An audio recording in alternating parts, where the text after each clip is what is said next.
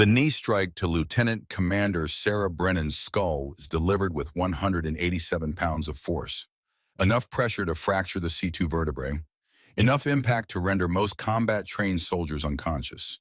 Enough violence to end a career, though not in the way Captain Wade Thornton intended. She didn't scream. She didn't fight back. She didn't give him the satisfaction of a single sound.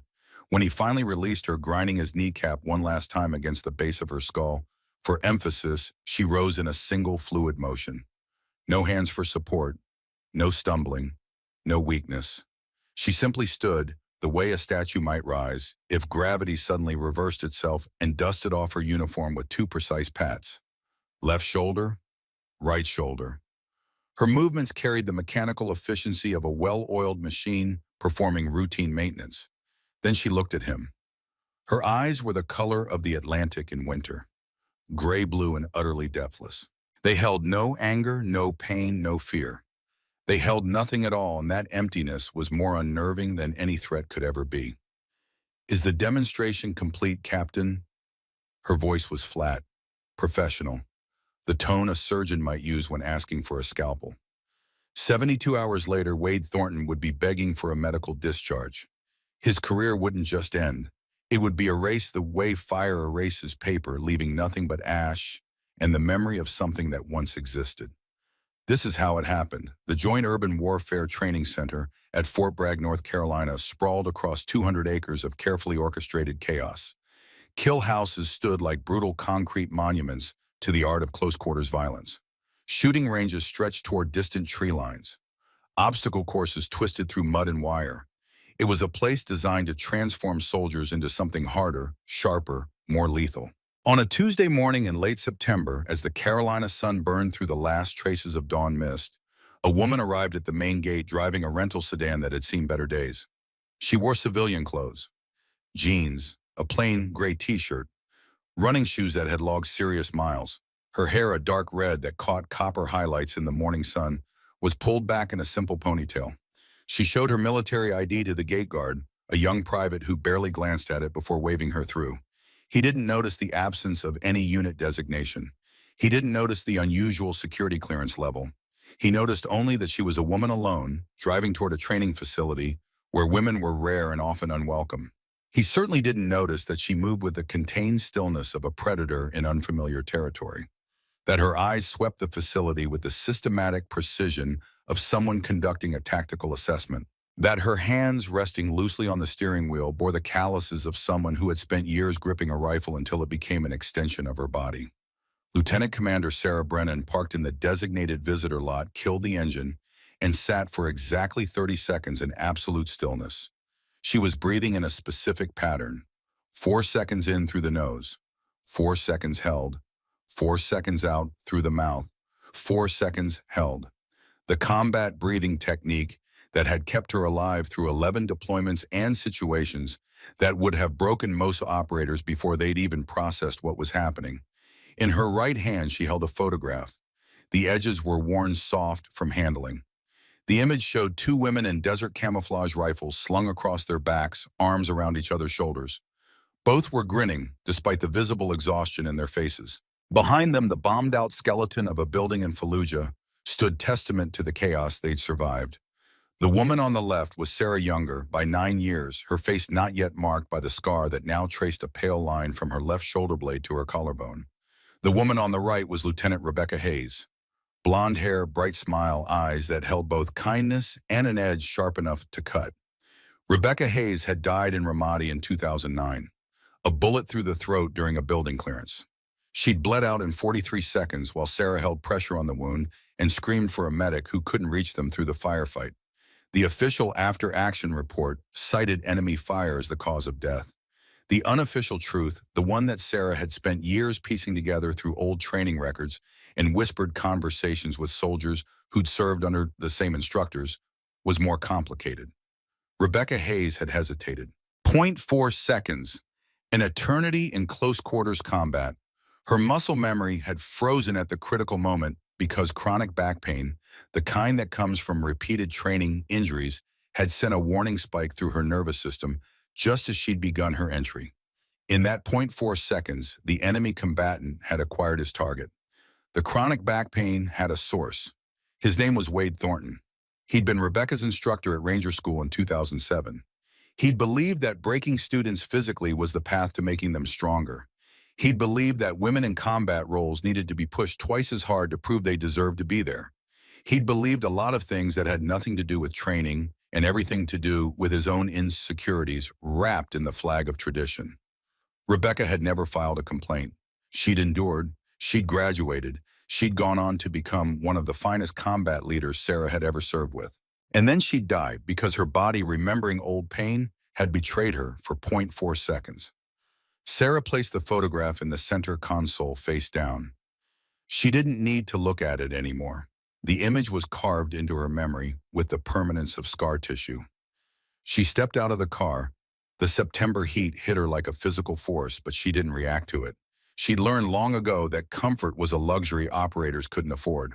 She moved to the trunk, popped it open, and pulled out a large duffel bag that had traveled with her to more countries than most people visit in a lifetime.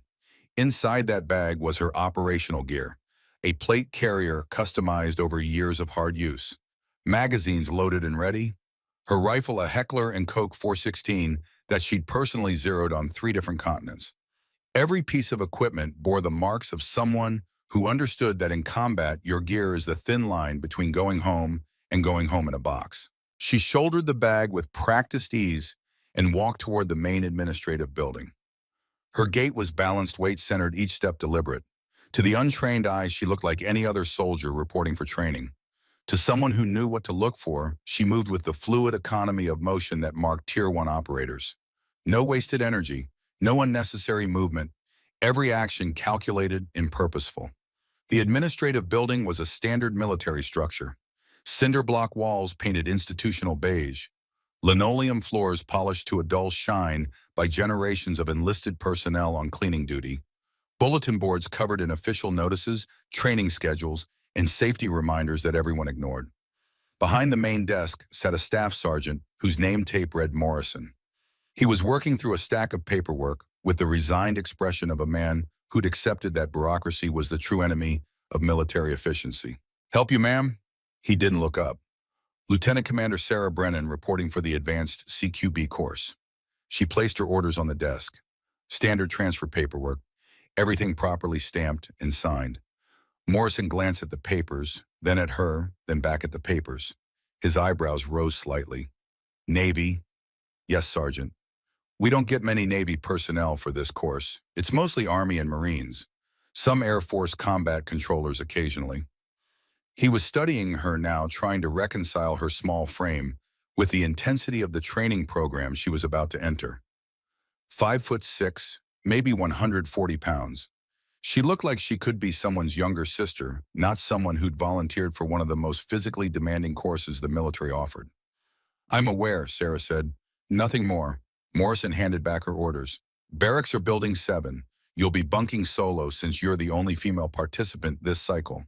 Training starts 0600 tomorrow. The rest of the class is already here. They arrived yesterday." He paused. "Fair warning, ma'am. Captain Thornton runs a hard program. Physical intense.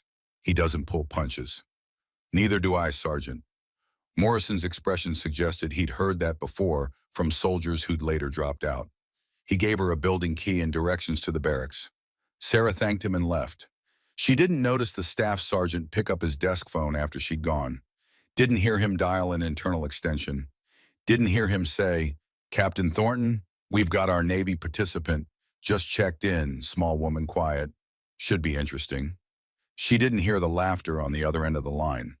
3 floors above the administrative office, in the observation booth that overlooked the main training floor, Colonel Frank Hartwell stood with his arms crossed and his eyes fixed on the monitor displaying the parking lot camera feed. He was 62 years old with iron gray hair cropped close to his skull and a face that looked like it had been carved from desert sandstone by wind and hard experience. He'd watched Sarah Brennan park her car, watched her sit in that precise stillness for 30 seconds, watched her breathing pattern through the subtle rise and fall of her shoulders, watched the way she'd handled her gear bag with the casual competence of someone for whom violence was a profession, not a possibility. And he'd known with the certainty that comes from 3 decades of watching warriors prepare for battle exactly what she was. Frank Hartwell had joined the Marine Corps in 1983 when the Cold War was still cold and the Soviet Union was still the Soviet Union. He'd served with Force Recon during the first Gulf War in 1991, running reconnaissance missions deep in Iraqi territory, living on adrenaline and bad coffee, while laser-guided bombs turned the night sky into something from a science fiction film. He'd been in Mogadishu in 1993 during the Battle of the Black Sea, though his unit's role remained classified even now. He'd seen what happened when poor leadership met overwhelming enemy force.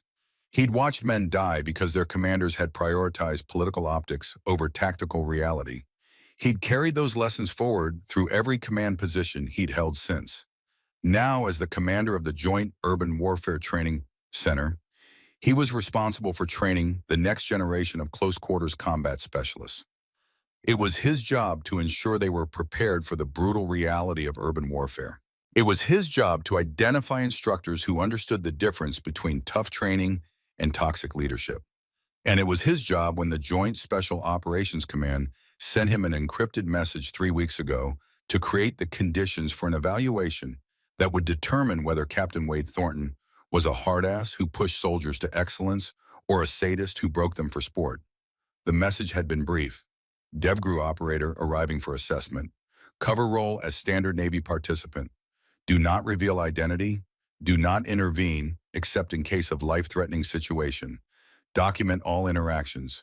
Report directly to JSOC. Hartwell had agreed immediately. He'd been hearing rumors about Thornton for years. Complaints that never quite rose to the level of official reports. Students who'd graduated but carried injuries that hindered their later performance. A culture of intimidation wrapped in the language of toughness. But rumors weren't evidence, and in the military you couldn't remove an instructor based on whispers. So JSOC had sent someone to draw out the truth.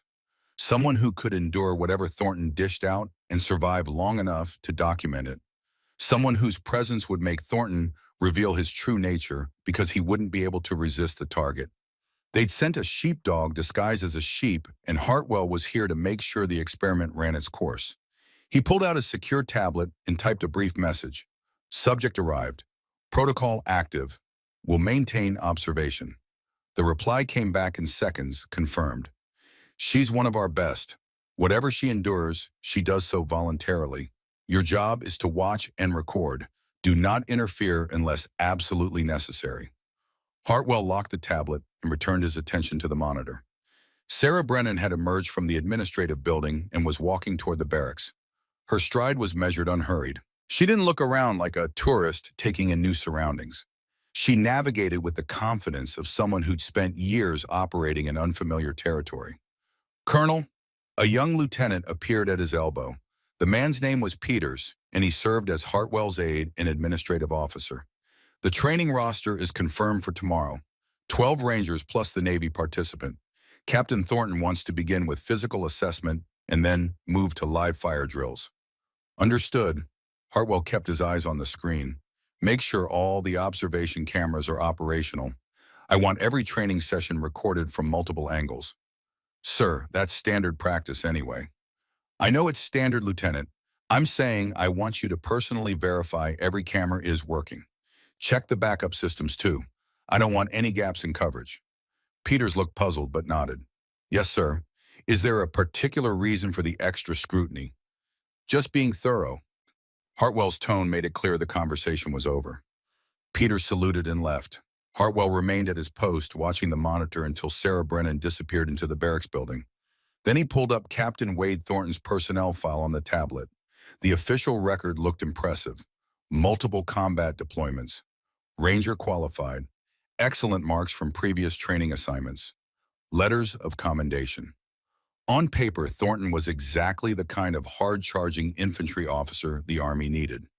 But Hartwell had been reading personnel files for 30 years, and he knew how to spot the gaps between the official narrative and the truth. Thornton had applied for SEAL training twice, failed both times. Not because he lacked physical ability, but because he couldn't handle the psychological pressure. The evaluation notes were diplomatic but clear. Candidate demonstrates difficulty accepting constructive criticism. Shows tendency toward aggressive responses when challenged. Recommend additional maturity before reapplication. That had been 14 years ago. Thornton never reapplied. Instead, he'd remained in the Army, moved into training roles, and built a reputation as a demanding instructor. Some called him tough but fair. Others used different words in private. And now he was about to spend 2 weeks training someone who had succeeded where he'd failed. Someone who wore the SEAL trident on her dress uniform. Someone who'd earned the Navy Cross for actions so classified that even Hartwell, with his security clearance, couldn't access the full details. Thornton didn't know who Sarah Brennan really was. He saw only a woman, a small woman, an outsider from a service branch he considered inferior to his beloved Rangers. He would see a target for all his accumulated frustration and insecurity. Hartwell closed the file and watched the sun track across the training facility. Tomorrow morning would be interesting. He'd been in the military long enough to recognize when two opposing forces were about to collide. The only question was which one would survive the impact. He had his suspicions, but suspicions weren't certainties, and in war, as in life, the only predictable thing was that nothing went according to plan. So he would watch, he would document, and when it was over, he would ensure that justice, that slow and grinding mechanism, finally caught up with men who abused their authority in the name of tradition. Sarah Brennan's assigned barracks room was Spartan, even by military standards. A single bed with a thin mattress, a metal locker, a desk and chair, a small window that looked out over the obstacle course. The walls were cinder block, painted institutional white. The floor was concrete covered with linoleum that had been scuffed by generations of boots. She set her duffel on the bed and began the ritual of unpacking her gear. Everything had its place. Everything was arranged for maximum efficiency. Her plate carrier hung on a wall hook where she could reach it in darkness. Her rifle, disassembled for travel, was laid out on the desk for cleaning and inspection. Magazines were stacked in precise rows, springs compressed just enough to maintain tension without causing fatigue. Her combat knife, a bench-made Nimravus with a blackened blade, rested in its sheath on her belt. This was the liturgy of the warrior, the ceremonial preparation that transformed equipment into extensions of the body. Sarah had performed these rituals in forward operating bases in Afghanistan, in safe houses in Iraq, in training facilities across 3 continents. The locations changed. The ritual remained constant. When her gear was arranged to satisfaction, she sat on the edge of the bed and allowed herself 5 minutes of stillness. 5 minutes to feel the dull ache in her muscles from the long drive. 5 minutes to acknowledge the weight of what she was about to do. She was volunteering to be abused. That was the stark reality beneath all the tactical language and official justification. She was going to endure whatever Captain Wade Thornton chose to inflict, because that was the only way to document his behavior in a manner that would hold up to scrutiny. Video evidence, witness testimony, medical records if necessary, building a case brick by brick. Most people would ask why she was willing to suffer for a cause that wouldn't directly benefit her. She already had her SEAL trident. She'd already proven herself in combat more times than she could count. She didn't need to prove anything to anyone. But that was the point. She wasn't doing this for herself. She was doing it for the young women who would come after her. The ones who would face instructors like Thornton and wouldn't have the experience or the rank or the combat record to protect themselves. The ones who might endure the abuse and say nothing because they believed it was just part of the process. The ones who might develop chronic injuries that would get them killed years later in situations they should have survived. She was doing it for Rebecca Hayes, who died with Sarah's name on her lips and blood on her hands. The photograph was in her pocket now. She pulled it out, studied those 2 young faces grinning despite exhaustion and danger. Rebecca had always been the optimist. Even in the worst situations, she'd found something to laugh about. Some absurd detail that made the chaos bearable. During their first deployment together, pinned down by enemy fire in a compound that smelled like burning tires and human waste, Rebecca had looked over at Sarah and said, "You know what, I'm craving pancakes, like a whole stack, with that fake maple syrup that comes in the tiny packets."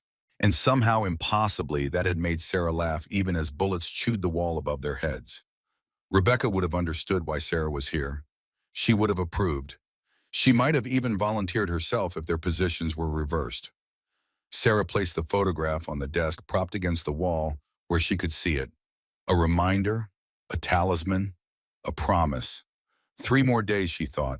Just 3 more days of whatever he dishes out, and then I'll show him what a real warrior looks like. She lay back on the thin mattress, closed her eyes, and began the mental preparation that was as important as any physical training. She visualized the scenario she might face. Visualized maintaining her calm regardless of what Thornton said or did. Visualized the moment when everything would become clear, when the truth would emerge from beneath the layers of pretense. She fell asleep with her boots still on, the way she'd learned to sleep in combat zones where seconds could mean the difference between life and death. Her breathing remained slow and measured even in sleep. Her hands resting at her sides bore the calluses of someone who'd spent years gripping a rifle in conditions that would break most people's resolve. Tomorrow the test would begin. But tonight she rested. Because warriors understand that rest is a weapon too, and you don't go into battle exhausted unless you have no other choice. In 3 days, Captain Wade Thornton's world would end. He just didn't know it yet. The sun rose over Fort Bragg at 0545, painting the eastern sky in shades of amber and blood orange. Sarah Brennan was already awake, dressed in her training fatigues, lacing her boots with the methodical precision of someone performing a ritual they'd completed thousands of times. She'd been awake since 0400, a habit carved into her circadian rhythm by years of pre-dawn operations. Her body knew that darkness before dawn was when violence most often came calling. She arrived at the training area at 0550, 10 minutes early. The concrete pad stretched before her like a stage awaiting its performers. Kill house structures loomed in the background, their facades pockmarked with years of simulated combat. Beyond them, shooting ranges stretched toward tree lines that marked the facility's boundaries. 12 men were already present, clustered in loose groups of 2 or 3. Army Rangers, their unit patches visible on their shoulders. They ranged in age from mid-20s to late 30s, all bearing the weathered confidence of soldiers who'd seen combat and survived to tell the tale. Their conversation died as Sarah approached. 12 pairs of eyes tracked her movement across the concrete. She didn't acknowledge the stares. She simply found a space at the edge of the formation and began her warm-up routine.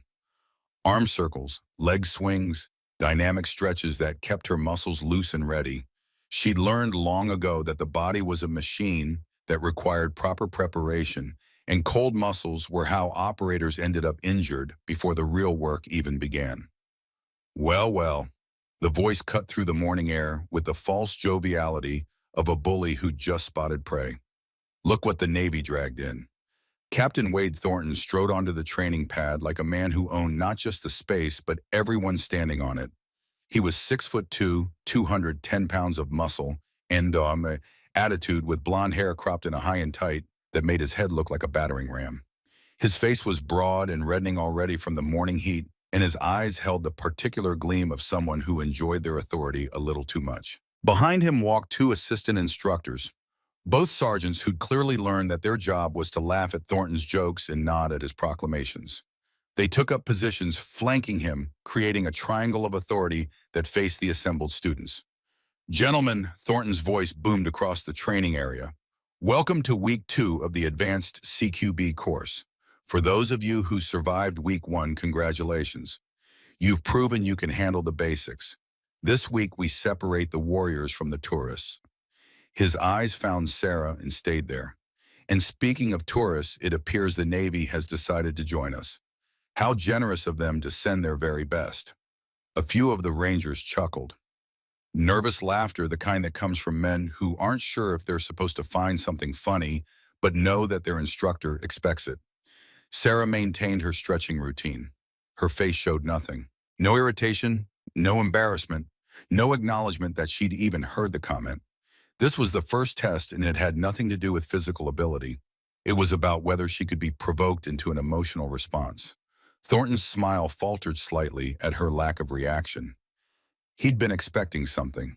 Anger, defensiveness, even a forced smile. The complete absence of any response was somehow more frustrating than resistance would have been. "Line up," he barked. "Height order, tallest to shortest. Let's see what we're working with." The soldiers arranged themselves quickly, muscle memory taking over. Sarah ended up at the far right of the formation, the shortest person present by 3 inches. It was a deliberate arrangement, and everyone knew it. The message was clear: you don't belong here, and even your body knows it. From his vantage point in the observation booth, 3 stories above, Colonel Hartwell watched through the tinted glass. His face was impassive, but his hands gripped the railing with enough force to blanch his knuckles white. Next to him, Lieutenant Peters stood with a tablet ready to take notes. "Recording?" Hartwell asked. "Yes, sir. All 6 cameras operational. Audio is clear." "Good. I want every word documented." On the training pad below, Thornton began his opening monologue. It was a speech he'd clearly given many times, refined through repetition until it flowed with practiced ease.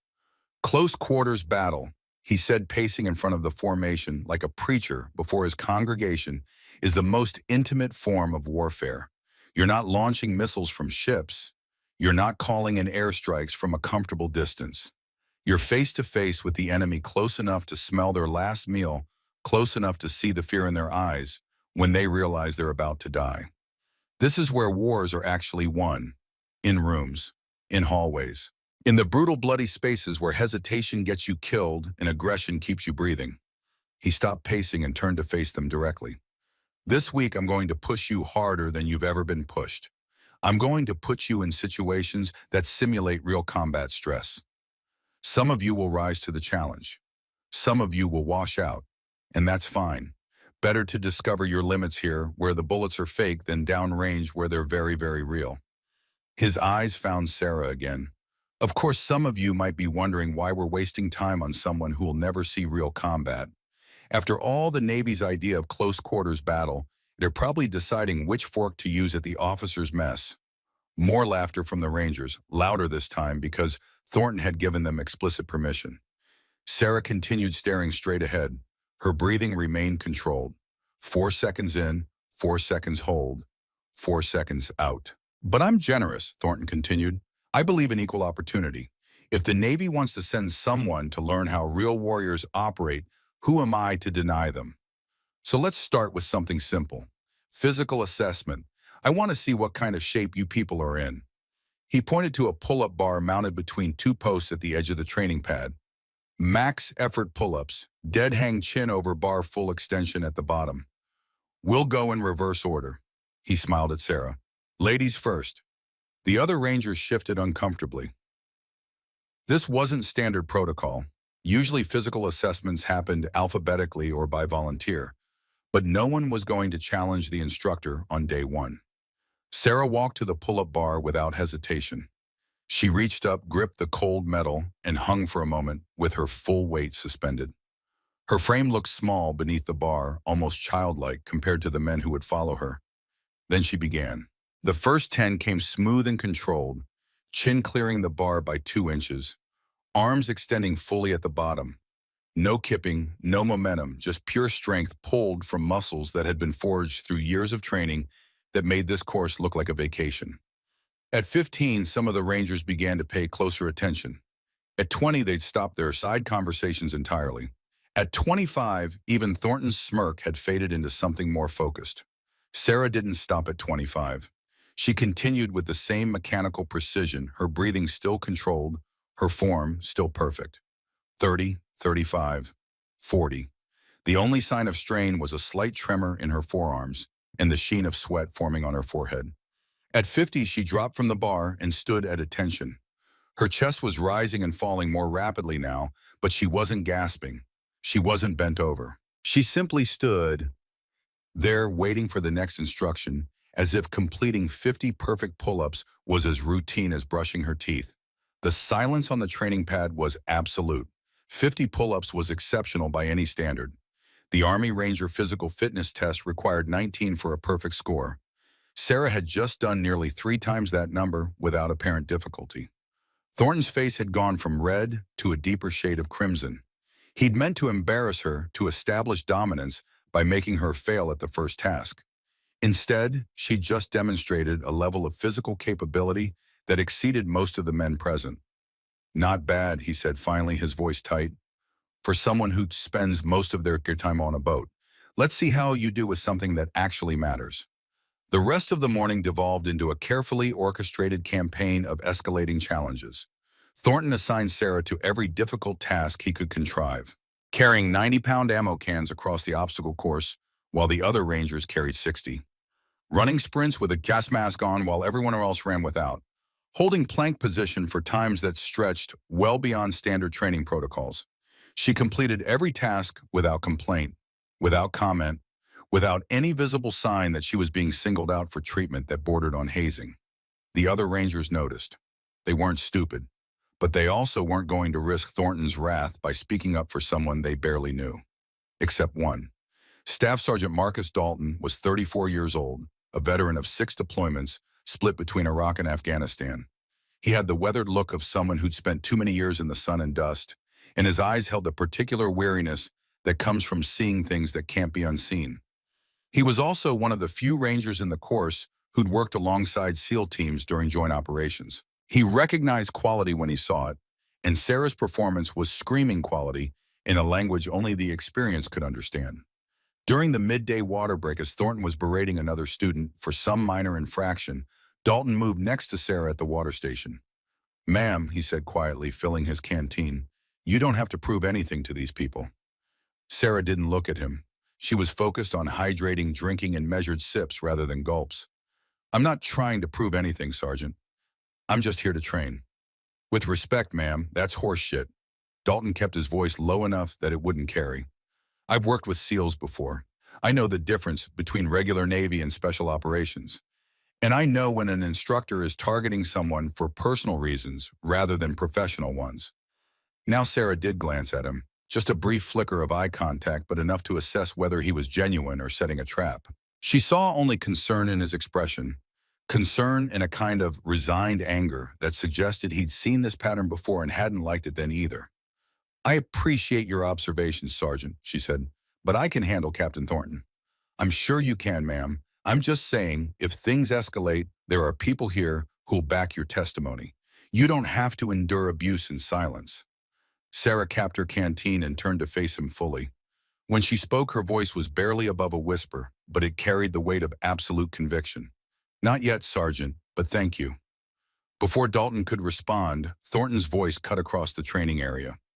"Water break's over, back to work. And Dalton, since you're so interested in chatting, you and our Navy princess can partner up for hand-to-hand drills. Let's see if she can handle a real opponent." The afternoon session focused on combatives, the Army's term for hand-to-hand combat training. The students paired off on foam mats spread across the concrete, practicing takedowns and submission holds under Thornton's supervision. Dalton and Sarah faced each other on their assigned mat. He was 8 inches taller and 70 pounds heavier. The size disparity was obvious to everyone watching. "Don't go easy on her, Dalton," Thornton called out, circling their mat like a shark who'd scented blood. "She wants to play with the big boys. She needs to learn how the big boys play." Dalton looked uncomfortable. "Ma'am, I'm going to follow the instructor's guidance, but I'll try to—" "It's fine, Sergeant," Sarah interrupted. "Use your full strength. I need the practice." They began the drill. Dalton came in for a standard collar tie, the opening move for most wrestling exchanges. Sarah slipped it smoothly, transitioning to an arm drag that would have taken Dalton to the ground if he hadn't been expecting resistance. They reset and went again. For the next 20 minutes, they worked through various scenarios.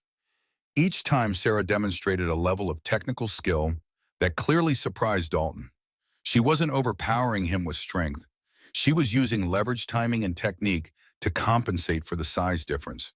It was the kind of refined skill set that came from years of grappling with opponents who were bigger, stronger, and trying very hard to hurt you. Thornton watched with increasing irritation. This wasn't going the way he'd planned. Sarah was supposed to be getting dominated, embarrassed, made to feel inadequate. Instead, she was holding her own against a decorated ranger with significant combat experience. "Hold up," Thornton commanded. The training stopped. All eyes turned to him. "I don't think we're creating enough realism here. Dalton, you're being too gentle. In real combat, the enemy isn't going to worry about hurting you." He stepped onto the mat. "Let me demonstrate the proper intensity." What happened next would be captured on 6 different camera angles in high-definition video. It would later be analyzed frame by frame by military lawyers, behavioral psychologists, and a board of inquiry that would describe it with clinical precision as a clear violation of Article 93 of the Uniform Code of Military Justice, Cruelty, and Maltreatment. But in the moment as it unfolded, it was simply brutal. Thornton positioned himself behind Sarah. "This is a standard rear takedown scenario," he announced to the class. "Your opponent has achieved back control. Most people panic. They try to turn into the attacker, which is exactly wrong. Let me show you what happens when you make that mistake." He wrapped his right arm around Sarah's neck in a crude chokehold. Not a proper blood choke that would render someone unconscious safely, but a trachea-crushing grip that restricted air rather than blood flow. Sarah's training told her immediately that this was wrong, that Thornton either didn't know what he was doing or didn't care. Her hands came up instinctively to relieve the pressure. "See how she's fighting?" Thornton's voice remained conversational, as if he were discussing the weather rather than slowly strangling a fellow officer. "That's wasted energy. In a real situation, you need to accept the dominant position and work from there." He increased the pressure. Sarah's face began to redden. Her fingers clawed at his forearm, but he was too strong, his grip too tight. The other Rangers shifted uncomfortably. This had crossed the line from demonstration to something darker. Then Thornton swept Sarah's legs and drove her face first into the mat. Her body hit hard enough that the impact was audible, a sound like meat slapping against butcher's paper. Before she could recover, Thornton dropped his full weight onto her back, driving his right knee into the base of her skull with precisely calculated force. 187 pounds of pressure concentrated on the most vulnerable part of the cervical spine. Sarah's vision went white with pain. The pressure was immense, crushing, threatening to fracture the C2 vertebra that protected her spinal cord. If it snapped, she would be paralyzed from the neck down. If it displaced, she could die before anyone could get her to a hospital. The danger was immediate and real. She didn't scream. The sound that might have escaped was trapped by the angle of her neck and the weight crushing her vocal cords. She couldn't breathe, couldn't move, could only endure as Thornton held her there for 8 seconds. That felt like 8 hours. "This is how you neutralize a threat," Thornton said to the assembled students, his voice calm and professional, as if he weren't currently committing assault. "Complete domination of position. They can't move, can't breathe, can't resist. This is the reality of close quarters combat." He ground his knee one final time against her skull, a gratuitous twist of cruelty that had nothing to do with demonstration and everything to do with establishing dominance. Then he stood releasing her with theatrical casualness. Sarah lay motionless for 3 seconds. The watching Rangers held their collective breath. Dalton had started forward, his face a mask of outrage, but one of Thornton's assistant instructors blocked his path with a subtle shake of the head. "Don't make it worse." Then Sarah moved. She didn't use her hands to push herself up. She didn't roll to her side and struggle to her knees. She simply stood in one fluid motion, as if gravity had suddenly reversed itself and pulled her upright. Her face was flushed red from the pressure and lack of oxygen. A thin line of blood trickled from her left nostril where the impact with the mat had been hardest. She stood at attention. Her hands came up and patted her uniform twice. Left shoulder, right shoulder, removing invisible dust from fabric that was already immaculate. The gesture was mechanical, precise, utterly emotionless. Then she looked at Captain Wade Thornton with eyes that held all the warmth of the North Atlantic in February. "Is the demonstration complete, Captain?" Her voice was flat, professional. The tone hadn't changed from when she'd asked for directions to the barracks the day before. There was no anger in it, no pain, no fear, just a simple question posed in the same manner someone might ask about the weather forecast. The effect on Thornton was immediate and visceral. He'd been expecting tears, anger, some kind of emotional reaction that would justify his actions, that would allow him to frame her response as weakness unsuited for combat roles. Instead, she'd given him nothing. Not a single crack in the facade, not a single indication that what he'd just done had affected her in any way whatsoever. It was unnerving in a way that resistance would never have been. Her complete lack of reaction suggested either inhuman self-control or the kind of psychological conditioning that came from experiences far more traumatic than anything Thornton could imagine inflicting. "Get out of my sight," he said finally, his voice tight with frustration. "Go clean yourself up. You're bleeding on my training mat." Sarah touched her upper lip, saw the blood on her fingers, and nodded once. "Yes, sir." She walked toward the barracks with the same measured stride she'd used all day. No limping, no rubbing her neck where the crushing pressure had been applied. No indication whatsoever that she'd just been subjected to what any reasonable person would classify as assault. The moment she was out of sight, the tension on the training pad exploded. "What the hell was that?" Dalton's voice was low but furious. He'd moved to stand directly in front of Thornton, his body language suggesting he was very close to doing something that would end his career. "Sir, that wasn't a demonstration. That was, that was realistic training, Sergeant," Thornton interrupted. His face was still red, but now it was the red of anger rather than exertion. "Something you'd understand if you'd spent less time holding hands with enemy prisoners and more time learning how to break them. This is how combat works. It's not gentle. It's not fair. And if she can't handle a controlled demonstration, she has no business being here." "Controlled?" Another ranger spoke up, a younger specialist whose name tag read Collins. "Sir, you could have broken her neck. The pressure you applied. Are you questioning my judgment, specialist?" Collins went quiet. The threat in Thornton's voice was unmistakable. "Question this instructor and face consequences that would follow you for the rest of your career." "I didn't think so," Thornton said. "Now everyone drop and give me 50 push-ups for wasting my time with complaints. And while you're counting, think about whether you want to be warriors or daycare attendants. Because in my course, we train warriors." The Rangers dropped to the mat and began their push-ups. Dalton held Thornton's gaze for one more second before complying. His jaw clenched so tight it looked painful. 3 stories above in the observation booth, Colonel Hartwell watched the playback of what had just happened. He'd seen it live, but he needed to watch it again to ensure he wasn't allowing his anger to cloud his assessment of events. "Lieutenant Peters," he said quietly. "Sir, copy that footage to secure storage. 3 separate locations. I want redundancy that would survive a nuclear strike." "Yes, sir." Peters was pale. He'd seen combat, but watching an instructor deliberately hurt a student in the name of training had shaken him. "Sir, shouldn't we intervene? What he did was—" "I know exactly what it was, Lieutenant." Hartwell's voice was colder than Peters had ever heard it. "But our orders are to observe and document unless there's immediate life-threatening danger. She's walking. She's conscious. Medically, she'll survive." He paused. "But Thornton won't survive what's coming. That video just ended his career. He's too stupid to know it yet." Peters nodded and began the process of securing the footage. Hartwell remained at the window watching the training pad below where 12 Rangers were counting out push-ups while their instructor looked on with satisfaction. Somewhere in the back of Hartwell's mind, a memory surfaced. Mogadishu, 1993. Watching a helicopter fall from the sky in a plume of smoke and fire. Watching men die because their leadership had prioritized pride over tactical reality. Watching the consequences of arrogance play out in real time with body bags as the final scoreboard. He'd sworn then that if he ever achieved command authority, he would never allow pride to supersede sound judgment. He would never allow leaders to abuse their soldiers in the name of toughness. He would never stand by while good people were broken by bad leadership. Today he was keeping that promise, even if it meant watching someone suffer in the short term to prevent countless others from suffering in the long term. 3 more days, he muttered. Just 3 more days, and this all becomes evidence.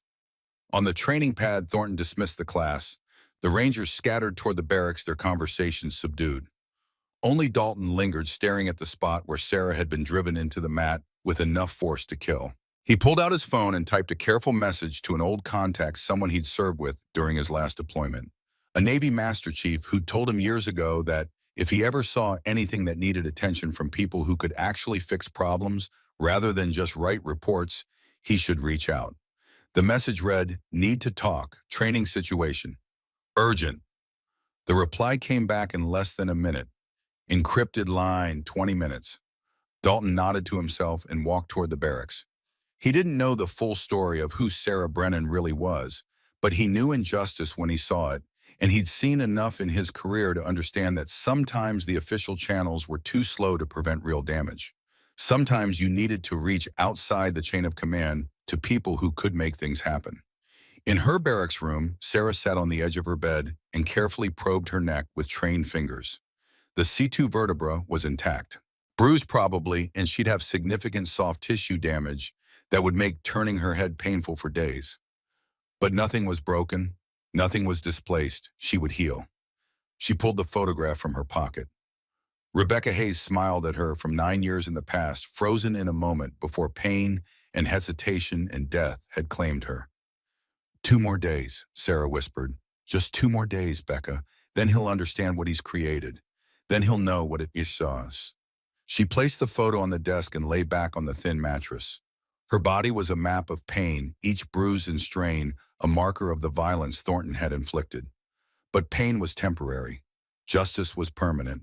And in 48 hours, she would demonstrate the difference between someone who talked about being a warrior and someone who actually was one. The sun set over Fort Bragg, painting the kill houses in shades of orange and shadow. Tomorrow would bring the more abuse and more demonstrations of Thornton's insecurity masked as training. But after tomorrow came the final test, the culminating exercise where everything would become clear. Sarah closed her eyes and began the mental preparation, visualizing the kill house layout, calculating angles and entry points, preparing for the moment when silence would finally speak louder than any words ever could. In 72 hours, Captain Wade Thornton's career would be over. But first, he would learn exactly what he'd spent 3 days trying to break. He would learn what a real warrior looked like when the performance was over and the actual work began. The morning of the fourth day arrived with a kind of oppressive humidity that made breathing feel like drinking hot soup. Sarah Brennan stood in front of the small mirror mounted above her sink, examining the damage from 3 days of Captain Wade Thornton's particular brand of instruction. The bruising on her back had bloomed into a spectacular canvas of purple and yellow spreading from the base of her skull down to her shoulder blades. Her ribs on the left side showed the greenish tinge of healing contusions. A small cut above her eyebrow had scabbed over. She cataloged each injury with clinical detachment. Pain was information. Information was power. And she had gathered enough information over the past 72 hours to end a man's career and potentially his freedom. The recording device sewn into the lining of her plate carrier had captured everything. Every insult, every deliberately excessive physical contact, every moment when Thornton had crossed the line from demanding instructor to abusive tyrant.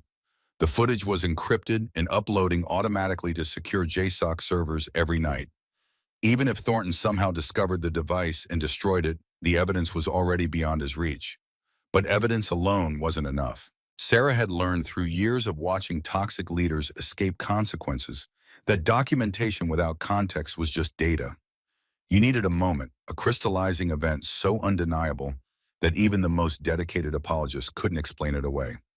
You needed to give them enough rope to hang themselves in a manner so public and spectacular that the institution had no choice but to act. Today was that moment. She dressed slowly, each movement measured to minimize the pain from her injuries. Standard training fatigues, boots laced tight, her plate carrier adjusted and rechecked 3 times. Her HK-416 rifle cleaned and functions checked until it gleamed. And finally, her magazines. She loaded each one personally, counting rounds with precision. 14 rounds per magazine, not the standard 19. A deliberate handicap that would make what she was about to do even more impossible to dismiss as luck. At 0530, she stepped out of the barracks into air that already felt thick enough to chew. The sky was the color of dirty concrete, promising rain that would probably never come. She walked toward the briefing room where Thornton would lay out the final exercise, the culminating event that would supposedly separate the warriors from the pretenders. The 12 Rangers were already assembled when she arrived. They looked at her differently now. 3 days of watching her endure abuse that would have broken most soldiers had earned their respect, even if they wouldn't voice it while Thornton was watching. Staff Sergeant Dalton caught her eye and gave a subtle nod. His expression suggested he knew something, though Sarah couldn't imagine what. She hadn't told anyone about her true identity or the nature of her mission. Captain Thornton entered at 0600, precisely flanked by his 2 assistant instructors. He looked pleased with himself the way a cat looks pleased after cornering a mouse. He'd spent 3 days breaking down the Navy girl, and now he would finish the job with a final humiliation so complete that she'd have no choice but to quit or fail spectacularly. Gentlemen, he began, deliberately excluding Sarah from the address, today is your final test. Everything you have learned over the past 2 weeks culminates in this exercise. Full-scale hostage rescue simulation in Kill House 4. He gestured to a large monitor displaying a 3D schematic of the facility. 12 rooms, 3 floors, multiple fatal funnels and choke points. 11 hostile role players armed with simunition rounds. The Rangers leaned forward, studying the layout. Simunition rounds were marking cartridges that hit with the force of a hard punch and left painful welts. They added a visceral layer of consequence to training that blank rounds couldn't replicate. Getting shot hurt. Getting shot multiple times could leave you injured enough to need medical attention. Average completion time for this scenario, Thornton continued, is 4 minutes and 23 seconds. The facility record is held by a Delta Force team of 6 operators who completed it in 2 minutes and 47 seconds. He paused for effect. That's the standard you're chasing. He turned to the roster on his tablet, his finger scrolling with deliberate slowness. Now for team assignments. Bravo team will run first, followed by Charlie team. But for Alpha team, the most critical element, I need someone on point. The point position in a breach was the most dangerous and demanding role. First through every door, first to encounter every threat, first to make the split-second decisions that would cascade through the entire team. It required exceptional situational awareness, aggression, and the ability to process information faster than conscious thought could manage. Most instructors assign their best operators to point. Thornton had other plans. His eyes found Sarah with predatory precision. Petty Officer Brennan, your Alpha team point. Let's see what the Navy taught you about being at the sharp end of the spear. The room went silent. Every Ranger understood what had just happened. This wasn't an assignment. It was a setup. Thornton was putting Sarah in a position where failure was almost guaranteed, and that failure would be public recorded and used as evidence that women didn't belong in combat roles. Her inevitable mistakes would bog down the team, resulting in a failed mission that Thornton could point to for years as proof of his theories about female operators. Sarah stood. Understood, Captain. Her voice betrayed nothing. No fear, no hesitation, no recognition of the trap being set. I have one request. Thornton's smile widened. Here it comes, his expression said. The excuse, the plea for a different assignment. The admission that she wasn't ready. What's that? Permission to run the course solo. No team. The words hung in the air like smoke from a detonated charge. The Rangers stared. The assistant instructors exchanged glances. Even Thornton's smile faltered for a moment before returning with renewed viciousness. Solo? He made the words sound absurd. You want to run a 12-room hostage rescue scenario designed for a 6-man team by yourself? Yes, sir. Thornton laughed. It was a genuine sound, unforced and delighted. This was better than he'd planned. She wasn't just going to fail. She was going to fail so catastrophically that it would become legendary. Granted, you want to embarrass yourself alone, be my guest. Course starts at 0800. Don't be late. He dismissed the briefing. The Rangers filed out, several of them glancing back at Sarah with expressions that ranged from pity to morbid curiosity. Dalton lingered at the door until Thornton shot him a look that sent him moving. Sarah remained seated, studying the kill house schematic on the monitor. She committed every detail to memory: room layouts, door positions, likely hostile placements, based on standard training protocols. She was building a 3-dimensional map in her mind, the way a chess master might memorize a board position.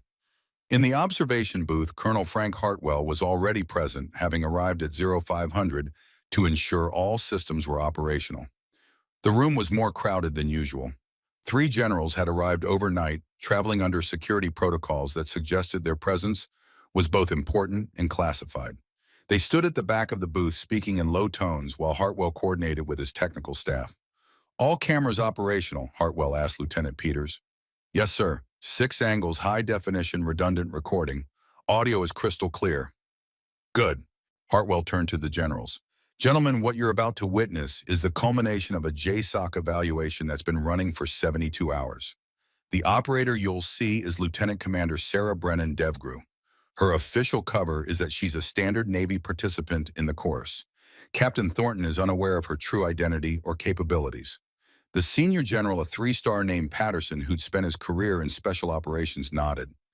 We've reviewed the footage from the past 3 days, Colonel. What Thornton did to her yesterday was grounds for court-martial. Why didn't you intervene? Because she asked me not to, sir. Hartwell pulled up a secure message on his tablet and handed it to Patterson. This came through encrypted channels 18 hours ago. The message was brief: do not intervene regardless of circumstances. Need him to commit fully before revelation. Trust me. It was signed with the authentication codes that confirmed it had come from Sarah herself. Patterson handed the tablet back. She endured that deliberately to build an airtight case. Yes, sir. And in approximately 90 minutes, she's going to demonstrate exactly what Thornton tried to break. Hartwell's expression was grim. What you're about to see isn't standard. It's going to look impossible. But I've reviewed her service record. What she's planning is well within her documented capabilities. Down on the training floor, Sarah finished her equipment check. Every magazine seated properly, every strap adjusted. She performed a functions check on her rifle, cycling the action 5 times to ensure smooth operation. Then she moved to the staging area outside Kill House 4 and began the final mental preparation. She closed her eyes and visualized the entire run. Entry points, target priorities, movement patterns. She saw it all play out in her mind with perfect clarity, a choreographed dance of violence that would last less than a minute, but would require every ounce of skill she'd accumulated over 11 deployments in countless training iterations. She thought about Rebecca Hayes, about that moment in Ramadi when her mentor had hesitated for zero point 0.4 seconds, about the funeral where Sarah had held Rebecca's 6-year-old daughter and promised that her mother's death would mean something, about 3 days of Thornton's abuse endured in silence because some battles required you to take damage before you could deliver justice. At 07:55, Captain Thornton arrived at the observation booth. He settled into a chair with the satisfied air of someone about to watch entertainment they'd been anticipating. He pulled out his tablet to monitor the exercise from multiple camera angles. "This should be interesting," he said to no one in particular. "I give her 30 seconds before she's overwhelmed." Colonel Hartwell said nothing. He simply watched the monitor showing Sarah in the staging area. She was standing perfectly still. Her breathing controlled her focus absolute. She looked like a statue carved from marble, beautiful and cold, and utterly unmoved by the world around her. At 0800 precisely, Thornton's voice crackled over the loudspeaker system. "Kill House 4 is live. 11 hostile role players are in position. 4 civilian role players as hostages. Your mission is to rescue the hostages and neutralize all threats. Simunition rounds are active. Rules of engagement are standard. Minimize friendly casualties. Avoid civilian casualties. Complete the mission." He paused, his voice dripping with false encouragement. "Ready, Brennan? Try not to embarrass the Navy too badly." Sarah's response came back calm and measured. "Captain, what's the facility record again?"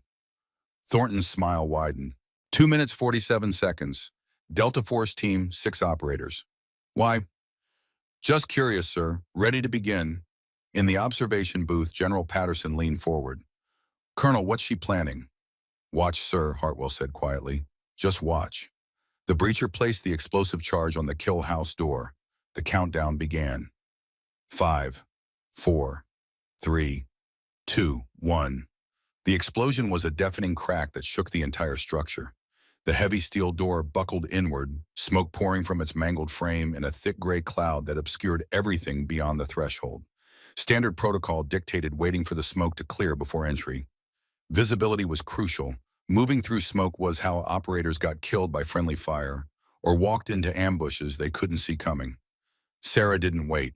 She passed through the doorway before the smoke had even begun to dissipate, a ghost slipping through the veil between worlds.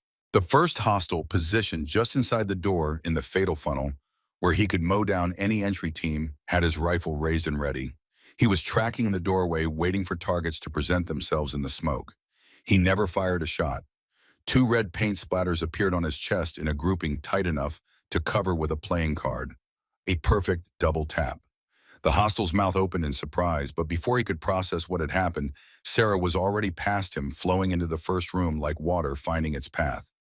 In the observation booth, every person was standing now, pressed against the glass, or staring at monitors in stunned disbelief. "Jesus Christ," Lieutenant Peters whispered.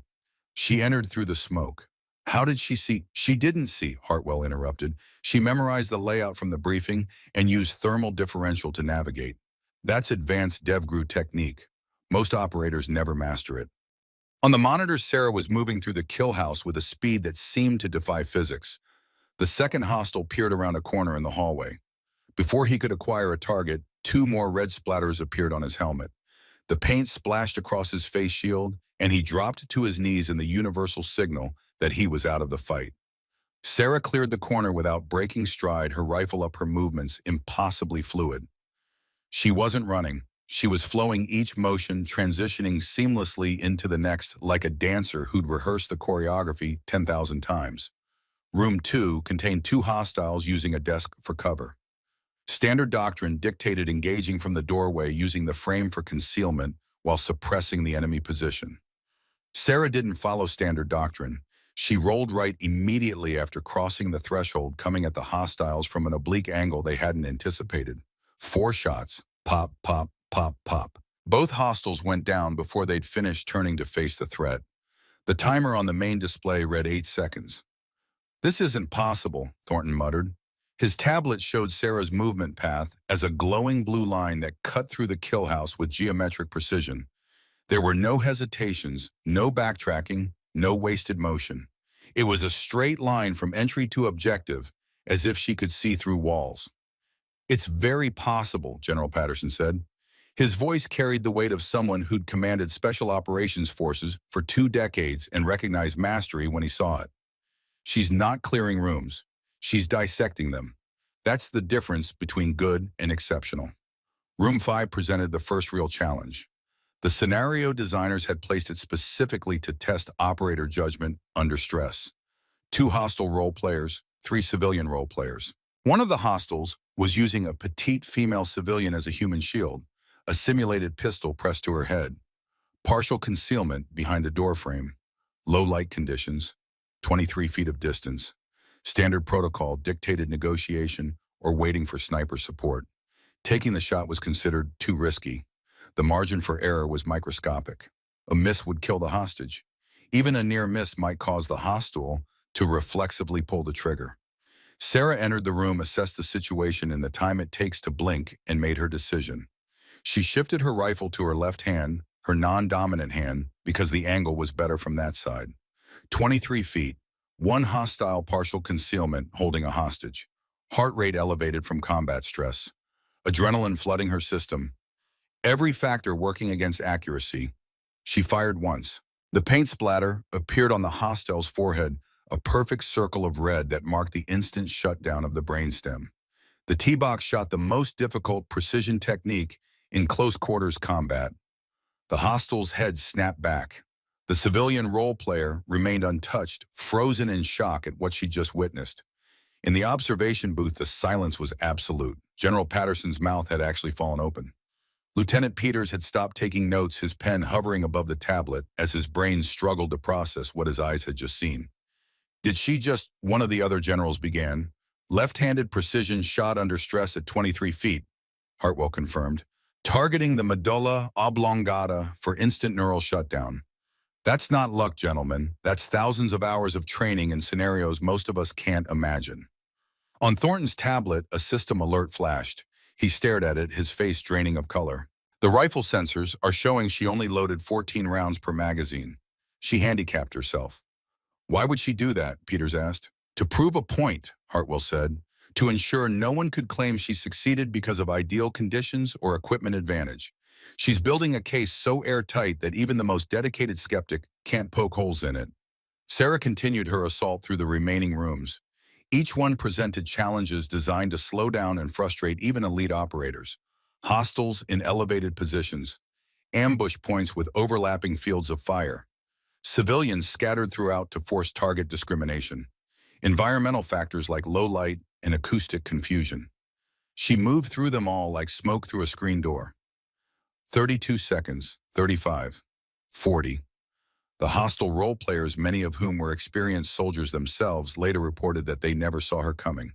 They would hear a sound begin to turn and find paint splatters appearing on their bodies before they could complete the movement. Several described the experience as fighting a ghost. The final room contained the last hostile. He was a retired Master Chief named Daniel Cross, who'd served with DevGru for 15 years before moving into instructor roles. He'd been briefed that this scenario involved an evaluation, but he didn't know the specifics. His job was to provide maximum resistance within training safety parameters. Cross had positioned himself in a location that wasn't on the standard floor plan. He was in the ceiling tiles using a technique that most operators never considered because it required significant upper body strength to maintain the position silently. When Sarah entered the room, he was above and behind her, a perfect ambush position. But Sarah had detected him through acoustic signature. The subtle sound of his breathing in the enclosed space, the micro-movements of someone trying to remain perfectly still. She fired a blind shot through the ceiling tiles based purely on sound triangulation. Paint splattered across Cross's face. He dropped from the ceiling with a huge grin, mouthing words that the cameras later revealed, "That's my girl." The all-clear tone blared through the facility. The timer froze at 47 seconds. 47 seconds to complete a mission designed for a six-man team operating over 4 minutes. 47 seconds to neutralize 11 hostiles, rescue 4 hostages, and navigate a complex 3-story structure with 0 mistakes. The facility record of 2 minutes 47 seconds hadn't just been broken. It had been demolished so thoroughly that the previous record now looked like it had been set by amateurs. In the observation booth, General Patterson turned to Hartwell. "Colonel, in my 35 years in special operations, I have never witnessed anything like what I just saw. That wasn't training. That was art." The other generals were nodding their faces, showing the kind of awe that experienced warriors reserve for moments that redefine their understanding of what's possible. Even the junior officers and enlisted technical staff were staring at the monitors as if they'd just witnessed a miracle. Only Captain Wade Thornton seemed unable to process what had happened. He was staring at his tablet, watching the replay of Sarah's movement path through the kill house. The blue line cut through the structure with such precision that it looked like a computer simulation rather than actual human movement. The statistics displayed alongside the path were equally impossible. 100% accuracy, 14 shots fired, 11 hostiles, neutralized 0 civilian casualties, 0 friendly fire incidents. "The sensors malfunction," he said. His voice was hollow. "That's the only explanation. Run the diagnostics. Check the timing system. This isn't possible. No one can clear 12 rooms in 47 seconds. No one." "The sensors are working perfectly, Captain," Lieutenant Peters said quietly. He'd already run the diagnostics 3 times. "Every system confirms the result." Thornton stood abruptly, his chair screeching against the floor. "I'm going down there. I need to see this for myself." He moved toward the door with the desperate energy of a man watching his worldview collapse in real time. Colonel Hartwell caught his arm. "Captain, before you go, there's something you need to know." He nodded to Peters, who pulled up a file on the main display. Sarah Brennan's service record filled the screen.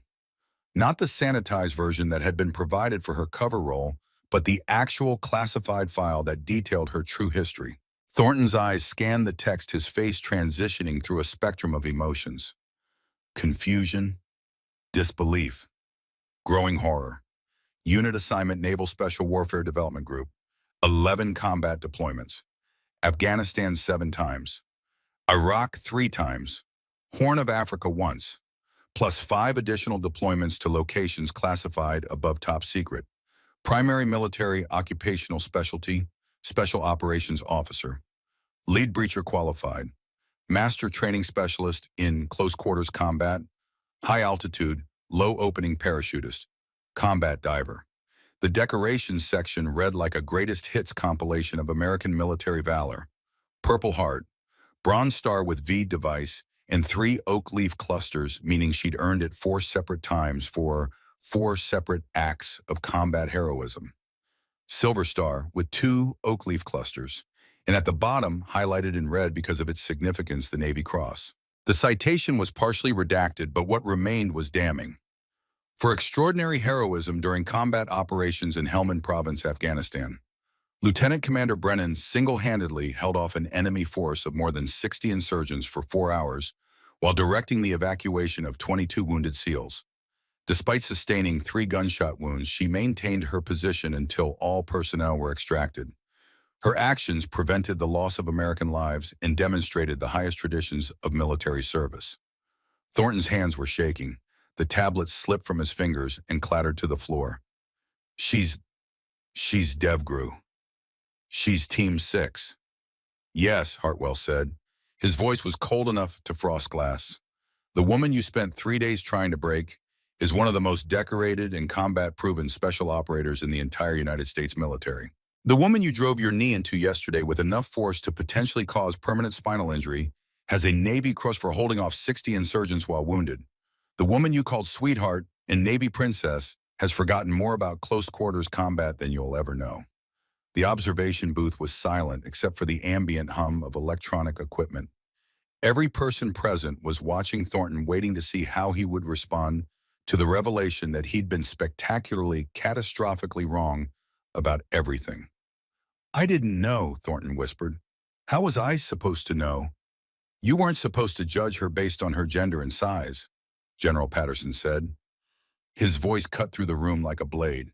You were supposed to evaluate her based on her performance, which, if you'd been paying attention instead of running your mouth, would have made it obvious she was operating on a completely different level than everyone else in your course. Hartwell gestured to Peters. Lieutenant, pull up the footage from yesterday. Day 3, 14:30 hours. The monitor switched to the video of Thornton driving his knee into Sarah's skull. The angle was perfect, capturing every detail. The force of the impact, the duration of the hold. Sarah's face pressed against the mat, the moment when Thornton ground his knee one final time before releasing her. Article 93 of the Uniform Code of Military Justice, Hartwell said. Cruelty and maltreatment. You assaulted a fellow officer during a training exercise. That's not tough instruction, Captain. That's criminal behavior. And thanks to 6 camera angles and 3 days of documented abuse, we have more than enough evidence to ensure you never wear this uniform again. Thornton's legs gave out. He collapsed into the chair behind him, his face ashen. I was trying to make her tougher, to prepare her for real combat. She's seen more real combat than you have by a factor of 3, Hartwell said. 11 deployments, multiple direct action missions, wounds in service of her country. What you did wasn't preparation, it was ego. You couldn't handle that. A woman had succeeded where you failed, so you tried to break her. You tried to prove she didn't belong, because deep down you know you're the one who doesn't belong in the Tier 1 community. The observation booth door opened. Sarah Brennan stepped inside, her rifle still slung across her chest, her face showing no expression beyond professional calm. She'd removed her plate carrier, and the bruising on her neck was visible now, purple and yellow against her pale skin. She walked directly to where Thornton sat. For a moment, she simply looked at him, and her eyes held all the cold judgment of someone who'd stared into the abyss and found it wanting. Captain Thornton, she said. Her voice was quiet but carried through the silent room with perfect clarity. 9 years ago, you were an instructor at Ranger School. One of your students was Lieutenant Rebecca Hayes. Do you remember her? Thornton's face was blank. I don't. You hazed her brutally. Multiple injuries that she never reported because she wanted to graduate. One of those injuries was chronic damage to her L4 and L5 vertebrae. In 2009, during combat operations in Ramadi, that old injury caused her to hesitate for 0.4 seconds during a building clearance. In that 0.4 seconds, an enemy combatant shot her through the throat. She died in my arms. Sarah pulled out the worn photograph and placed it on the console in front of Thornton. 2 young women in desert camouflage arms around each other, grinning despite exhaustion. Rebecca Hayes saved my life in Fallujah. She taught me to breathe under fire. She showed me what it meant to be a leader who earned respect through competence rather than demanded it through volume. When she died, her daughter was 4 years old. I went to that funeral. I held that little girl while she cried for her mother. And I promised her that her mother's death would mean something. That I would make sure people like you couldn't keep hurting people like her. Thornton was crying now, silent tears tracking down his face. I didn't remember her. I didn't. That's the problem, Captain. Sarah's voice remained level, but there was an edge to it now, sharp enough to cut. You never do. You break people and move on without a second thought. You tell yourself it's for their own good that you're making them stronger. But you're not. You're just feeding your own ego while people pay the price years later in ways you never see. She straightened. I endured 3 days of your abuse. I documented every moment. I built a case so complete that even the best military defense attorney in the country couldn't get you acquitted. I did this so that Rebecca's daughter, who's 19 now and applying to the Naval Academy, will never have to face an instructor like you. I did this so that every woman who comes after me will be judged on her abilities rather than your prejudices. Colonel Hartwell stepped forward. Captain Wade Thornton, you are hereby relieved of your instructor duties pending an investigation into multiple violations of the Uniform Code of Military Justice. Military police are waiting outside to escort you to confinement. You will be formally charged with Article 93 cruelty and maltreatment, as well as Article 92 dereliction of duty. Do you understand? Thornton nodded mutely. Two MPs entered the observation booth and moved to either side of him. They helped him to his feet with professional courtesy that their faces suggested they didn't feel.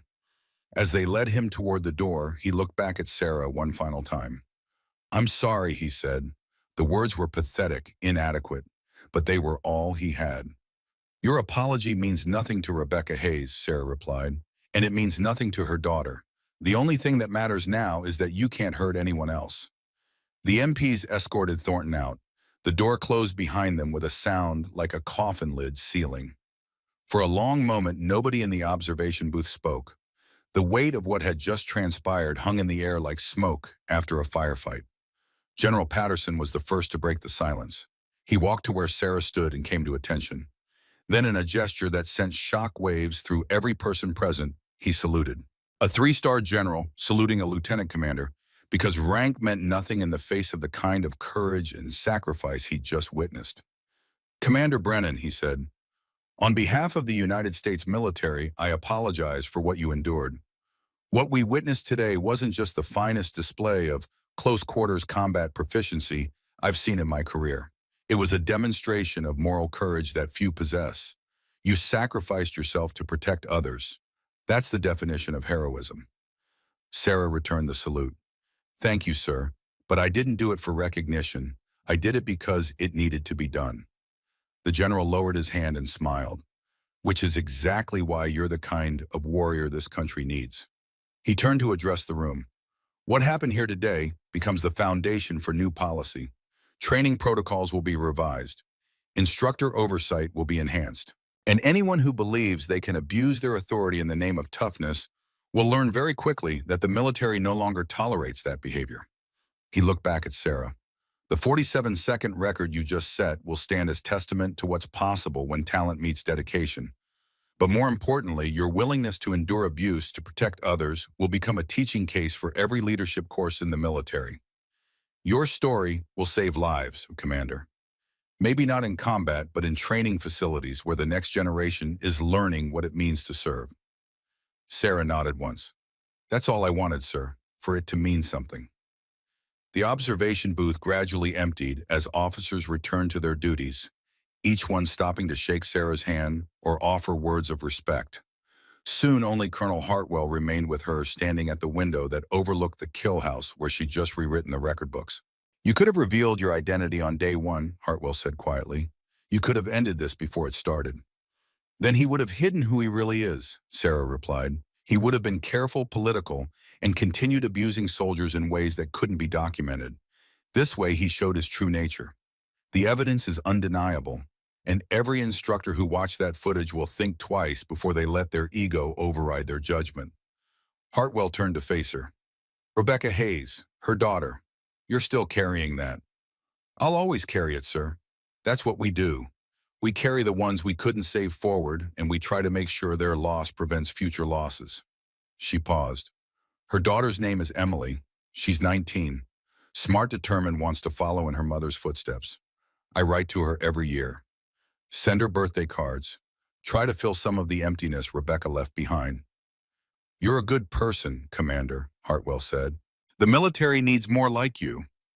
Sarah smiled slightly. The military needs fewer people like Thornton, sir. I'm just doing my part to make that happen. She collected her gear and walked out of the observation booth. The sun was higher now, burning through the morning clouds. The heat was oppressive, but Sarah barely noticed.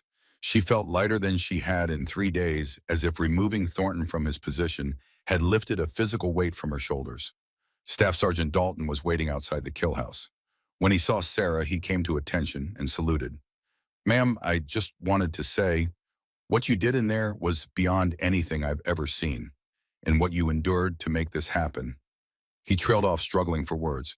"Thank you, Sergeant," Sarah said, "but I had help. You offered to testify. That mattered. Ma'am, if you don't mind me asking, why didn't you tell us who you were from the beginning?" Sarah considered the question. "Because rank and reputation shouldn't be what prevents abuse, Sergeant. The right thing should be the right thing regardless of who the victim is. If I'd led with my credentials, Thornton might have changed his behavior. But the next woman who came through one without a Navy Cross and DevGru behind her name, she'd have faced the same abuse. This way, the system changes. The culture changes. And maybe the next woman won't need to prove anything beyond her competence." Dalton nodded slowly. "That's a hell of a sacrifice, ma'am." "It's what we sign up for, Sergeant. We sacrifice so others don't have to." She paused. "Besides, I got to set a facility record in the process. That's not nothing." For the first time in 3 days, she allowed herself a genuine smile. Dalton returned it, then excused himself to rejoin his unit. Sarah watched him go, then walked toward her barracks to collect her belongings. Her mission here was complete. Tomorrow, she would return to her DevGru unit to the classified operations and dangerous missions that defined her career. But today, she had ended a threat, not with a rifle or a knife, but with patience, documentation, and the willingness to endure pain for a purpose greater than herself. It wasn't the kind of victory that would make headlines or earn medals, but it was the kind that would prevent future tragedies, and in Sarah's mind, that made it the most important kind of all. As she packed her duffel, she placed Rebecca Hayes' photograph in the center console of her rental car. The drive to Virginia would take 6 hours. 6 hours to prepare for a conversation she'd been rehearsing in her mind for 9 years. 10 years later, the Joint Urban Warfare Training Center looked different in the spring of 2034. New kill houses had been built. Training protocols had evolved. But Kill House 4 remained unchanged, a monument to the day as everything shifted. Emily Hayes stood in front of the brass casing mounted on its wooden plaque. She was 27 now, no longer the grieving 6-year-old who'd asked why her mother wasn't coming home. She wore the uniform of a Navy lieutenant, a seal trident gleaming on her chest. Her blonde hair, so like her mother's, was pulled back in a regulation bun. Lieutenant Commander Sarah Brennan, the 47-second standard. Perfection is process, not performance. Assume nothing. Emily traced the engraving with her finger, the way she'd done dozens of times over the past decade. This place had become a pilgrimage site for her, a connection to the mother she barely remembered, and the woman who'd refused to let that memory fade. "Your class starts in 20 minutes, Lieutenant." The voice came from behind her, and Emily turned to find a woman in her late 30s, scarred and weathered, but still carrying herself with that particular stillness that marked DevGru operators. Commander Sarah Brennan, now a senior instructor at the facility, walked forward with measured steps. "Ma'am," Emily came to attention. "At ease." Sarah stood beside her, looking at the plaque. "You know, every time I see this, I think about your mother, about that day in Fallujah when she taught me to breathe through panic. 4 seconds, in 4 seconds, hold 4 seconds out. Still use it." Emily's voice was quiet. "Commander, I need to ask you something. Something I've wondered about for 10 years. Go ahead. Was it worth it? 3 days of abuse, the pain, the risk. Was breaking Thornton worth what you endured?" Sarah turned to face her fully. "Your mother died because chronic pain from training injuries made her hesitate for point 0.4 seconds. In those point 0.4 seconds, I lost the finest officer I ever served with. You lost your mother." She paused. "Since that day in 2024, not a single female operator has reported training abuse at this facility. 0. Across the entire special operations community, hazing complaints dropped 73%. That's not my number. That's SOC data." She gestured to the kill house. "So yes, Emily, it was worth every bruise, because you're standing here wearing that trident without having to prove you deserve it through suffering. You proved it through competence. That's what your mother would have wanted." Emily's eyes filled but didn't overflow. "She'd be proud of you, Commander. She'd be proud of you, Lieutenant. You earned that trident the right way, through skill, discipline, and dedication." Sarah placed a hand on Emily's shoulder. Your class today is running Kill House 4. It's tradition for second-generation SEALs. You ready? Emily looked at the brass casing one more time. Her mother's sacrifice, Sarah's courage, her own journey from grieving child to warrior. 3 generations of women connected by pain, transformed into purpose. Yes, ma'am, I'm ready. 90 minutes later, Emily Hayes completed the Kill House course in 1 minute and 12 seconds. The second best time in facility history. When she emerged, Sarah was waiting with a small box. Inside was a brass casing from Emily's final shot, polished to mirror shine, mounted on dark wood. The engraving read, Lieutenant Emily Hayes, 112, like mother, like mentor. The legacy continues. Emily held the plaque and finally let the tears come. Not tears of grief, but of completion. Her mother's death had led to Sarah's mission. Sarah's mission had protected Emily's path, and Emily's achievement honored them both. Sarah pulled her into a brief, fierce embrace. Your mother saved my life in Fallujah. I promised I'd honor that. Today, watching you complete this course, I know I kept that promise. They stood together in the shadow of Kill House 4, 2 warriors separated by years but united by legacy. Around them, the facility hummed with activity. Young operators preparing for deployment, instructors teaching without cruelty, a culture transformed by one woman's willingness to endure hell to prevent others from suffering the same. The brass casing would join Sarah's in the trophy case. 2 plaques, 2 warriors, 1 unbreakable legacy proving that the greatest victories aren't won on battlefields, but in the quiet moments when courage chooses to stand against injustice, knowing the cost and paying it anyway.